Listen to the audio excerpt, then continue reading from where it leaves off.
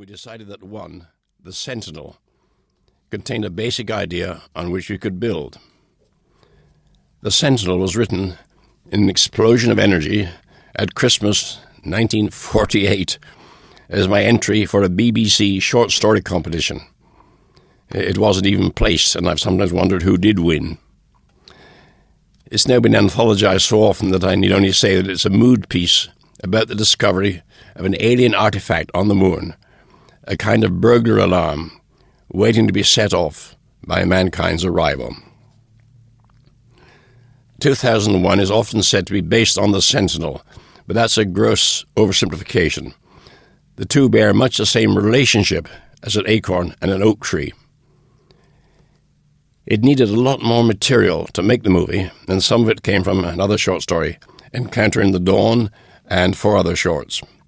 But most of it was wholly new, and the result of months of brainstorming with Stanley, followed by fairly lonely, hours in room 1008 of the famous Hotel Chelsea on 23rd Street, which I was happy to revisit only a few months ago.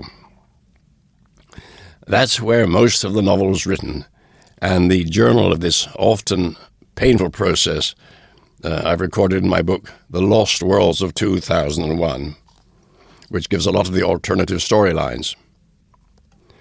But why write a novel, you may ask, when we were aiming to make a movie? It's true that novelizations, horrible word, are all too often produced afterwards. But in this case, Stanley had excellent reasons for reversing the process. Because a screenplay has to specify everything in excruciating detail, it's almost as tedious to read as to write. John Fowles put it very well when he said, "Writing a novel is like swimming through the sea. Writing a film script is like thrashing through treacle." Perhaps because Stanley realized that I have a low tolerance for boredom, he suggested that before we embark on the drudgery of the script, we let our imaginations soar freely by writing a complete novel from which we could later derive the script and, hopefully, a little cash. Well, that's more or less the way it worked out, though towards the end, novel and screenplay were being written simultaneously with feedback in both directions. Thus, I rewrote some sections after seeing the movie rushes, a rather expensive method of literary creation which few other authors can have enjoyed, though I'm not sure if enjoyed is the right word. To give the flavor of that hectic time, here's some extracts from the journal I must have hastily written in the smaller hours of the morning. May 28, 1964. Suggested to Stanley that they might be machines who regard organic life as a hideous disease. Stanley thinks this is cute. July 11th.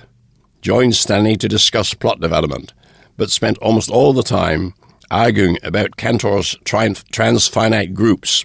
That's numbers beyond infinity. I decide that he's a latent mathematical genius. July 12. Now we have everything except the plot. July 26. Stanley's 36th birthday.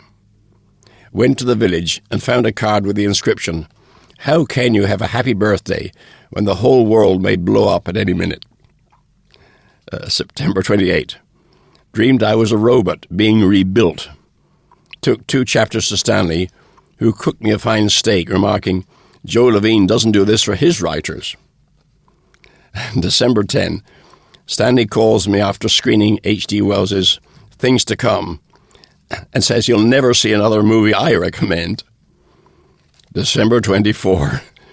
Slowly tinkering with the final pages so I can have them as a Christmas present for Stanley. This last entry on Christmas Eve records my hope that the novel was now essentially complete. In fact, all we had was merely a rough draft of the first 2/3, stopping at the most exciting point because we hadn't the faintest idea what would happen next. But it was enough to let Stanley set up the deal with MGM and Cinerama for what was originally trumpeted as Journey Beyond the Stars.